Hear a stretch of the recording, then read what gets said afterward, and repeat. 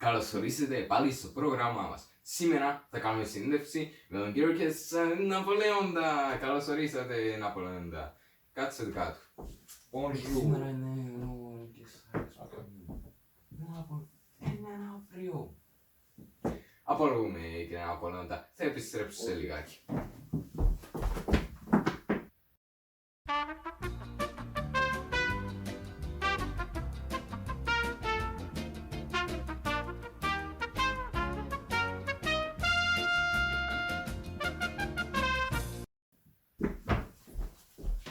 Απολογούμε, κύριε Ναπολέοντα, για την καθυστήση. Δεν θα ξαείνει, ναι.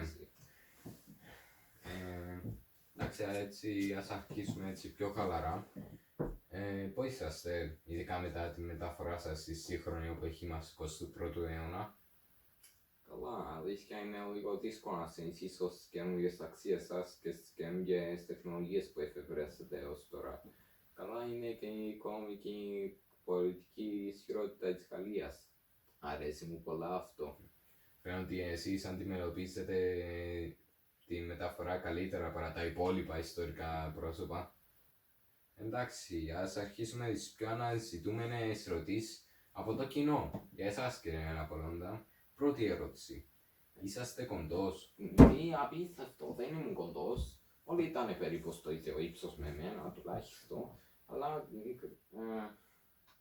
Αλλά τώρα καταλαβαίνω γιατί έκανα αυτή η ερώτηση. Σχέση με εσάς, περισσότεροι χρόνια μας ήταν πολλά πιο μικροί.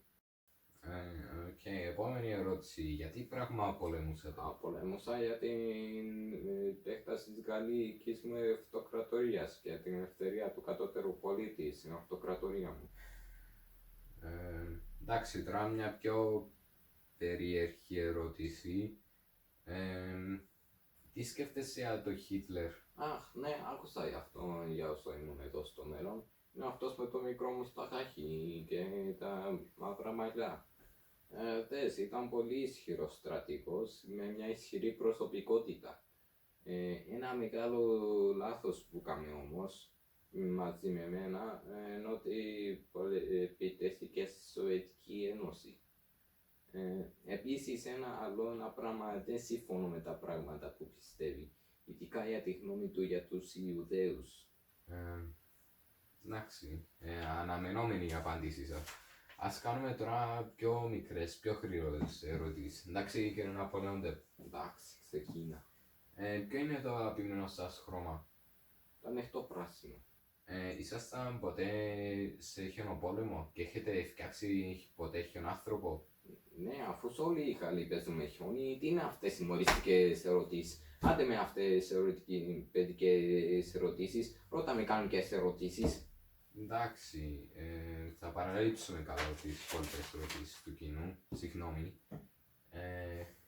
Εντάξει, τώρα. Ξέρεις κάτι, εγώ θα σε ρωτήσω εσένα τώρα μερικές ερωτήσεις για την εποχή σας. Τι? Μα η συνέντευξη... Άσε τη συνέντευξη και τις ερωτήσεις αυτές. Θέλω να μάθω λίγο για το μέλλον. Ένα, τι είναι η γνώμη των Γάλλων για εμένα? Από όσο ξέρω, οι Γάλλοι είναι πολύ ευγνώμων για εσάς αφού ξεκινήσατε την επανάσταση για την ελευθερία του κάθε πολίτη και σε σέβονται επειδή πολεμήσατε σχεδόν όλη την Ευρώπη. Γιατί καμιά χώρα τότε δεν ήθελε να σκορπίσουν οι επαναστατικές ιδέες σας, νομίζω ξέρετε εδώ και εσείς. Που στο τέλος, χάρη σε εσάς, σκορπίστηκαν σε όλον τον πλανήτη και έχουμε τώρα σχεδόν παντού δημοκρατία. Μετά το θάνατο σας, η Γαλλία έχτισε μεγάλο μνημείο για να τιμήσουν την επιστροφή του σώματος σας πίσω στη Γαλλία.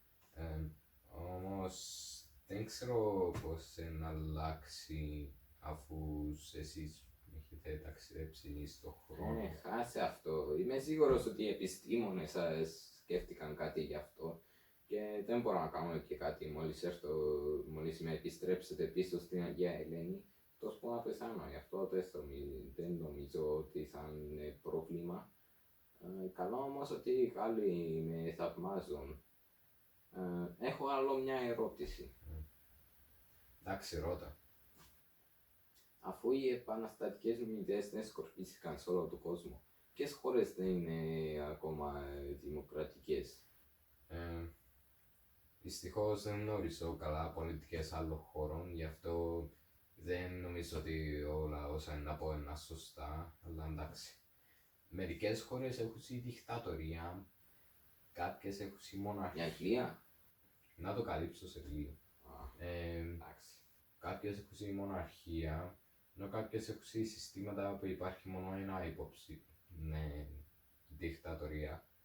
Οι περισσότερες όμως είδος ένα ή άλλο είδος δημοκρατίας. Έχει πολλά και διάφορα αν είμαι αρκέψεις τώρα.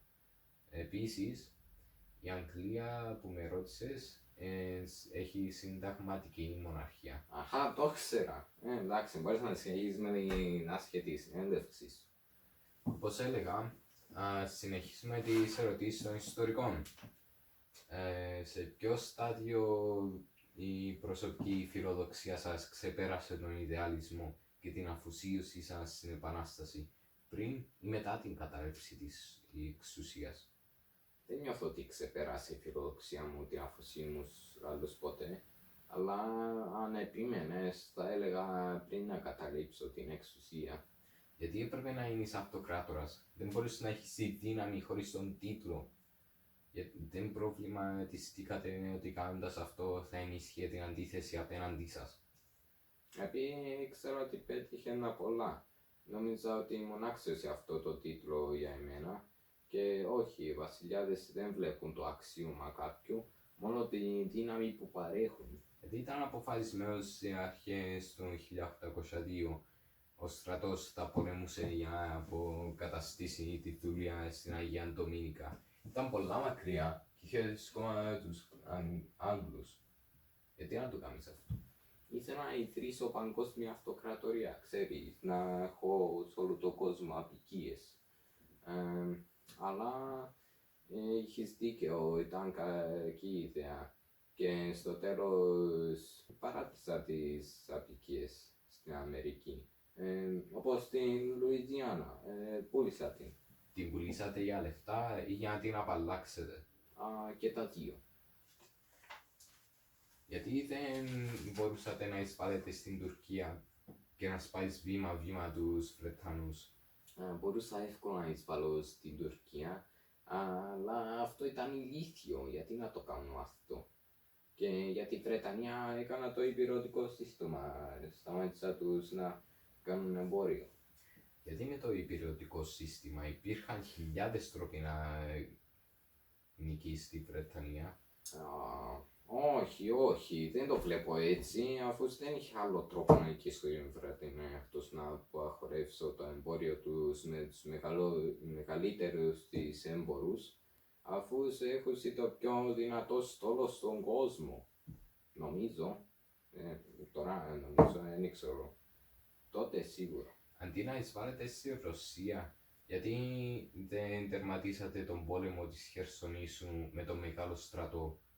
Η Ρωσία θα ήταν ακόμα εκεί. Ο μεγάλος στρατός ήταν καμωμένος για να πολεμήσει τη Ρωσία και για να την αναγκάσω να συμμορφωθεί στο υπηρετικό σύστημα.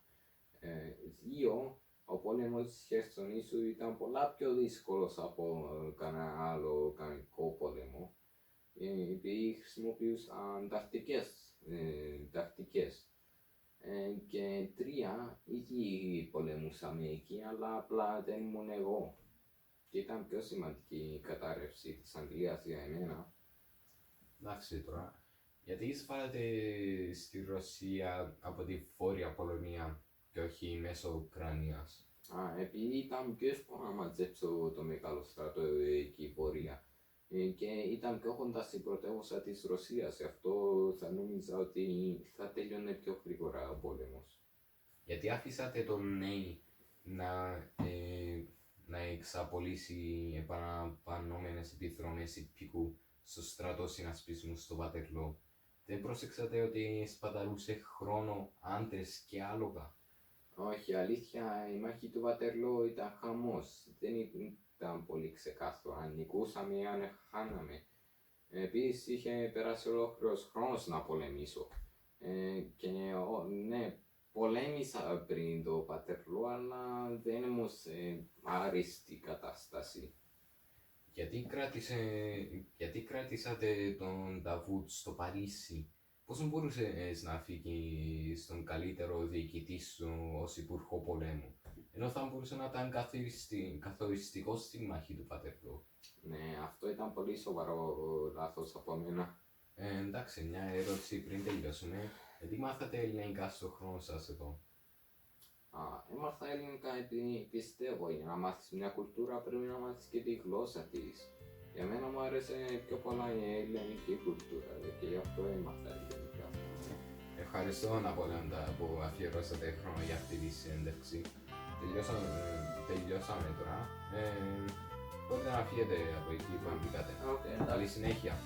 Εντάξει. Au revoir. Τελειώσαμε εμείς.